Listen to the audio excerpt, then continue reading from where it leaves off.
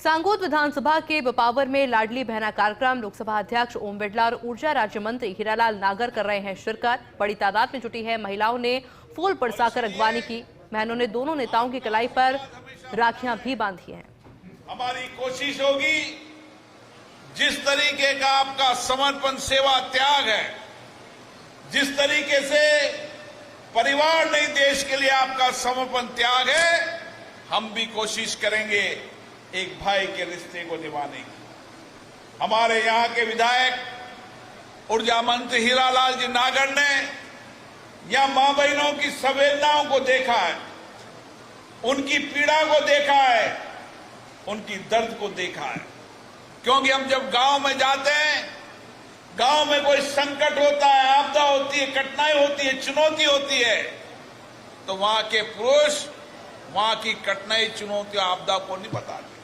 वहां की बहनें वहां आपदा, कठिनाई, चुनौतियों को बताती हैं। और इसीलिए हमारी कोशिश है कि हम इस सारे क्षेत्र के अंदर माता बहनों की आपदा, चुनौतियों का समाधान कर सके, माता बहनों को आत्मनिर्भर बना सके, वो आत्मसम्मान से जी सके, और माता बहनें जो समाज का निर्माण करती है, जो अच्छे संस्कार, अच्छे विचारों के लोगों को जन्म देकर उनको आगे बढ़ाने का काम करती है।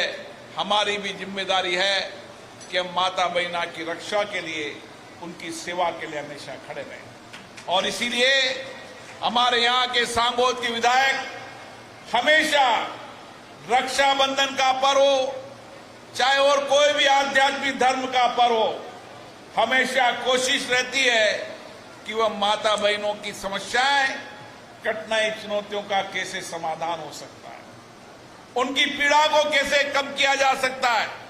और इसीलिए ये रक्षाबंधन का पर्व हमको प्रेरणा देता है, हमें याद दिलाता है तुम्हारी बहनें अभी भी आपदा में, संकट में, चुनौती में है।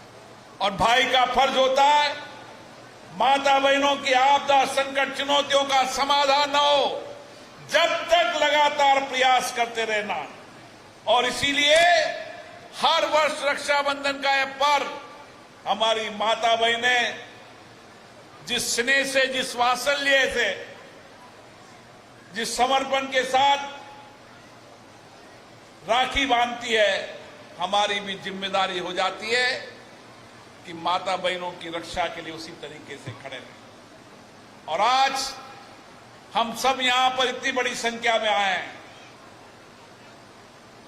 अलग अलग गांव ढानी से आए, हर माता बहनें, मैंने पहले भी कहा था, हर गांव के अंदर छोटे छोटे ग्रुप बनाकर योजनाएं बनाएं, ताकि हम हर गांव के अंदर, उसी गांव के अंदर माता बहनों को रोजगार देकर उनको आत्मनिर्भर बना सके, ताकि वह आत्मसम्मान की जिंदगी जी सके। मुझे याद है, परिवार में संकट आए, आपदा आए, घर में अगर खाने की 2 रोटी भी होगी तो माता बहनें पहले बेटे और पति को रोटी देने का काम करती। घर के अंदर कोई चूल्हा जलाना हो, कठिनाई हो, चुनौती हो, माता बहनों की कोशिश रहती है कि मेरे परिवार पे कोई चुनौती नहीं आना चाहिए, कोई संकट नहीं आना चाहिए। उनकी त्याग और समर्पण, ये भारत के संस्कार और संस्कृति, दुनिया के अंदर संदेश है कि भारत की माता बहनें त्याग और समर्पण की मूर्ति है, सेवा की मूर्ति है। दुनिया के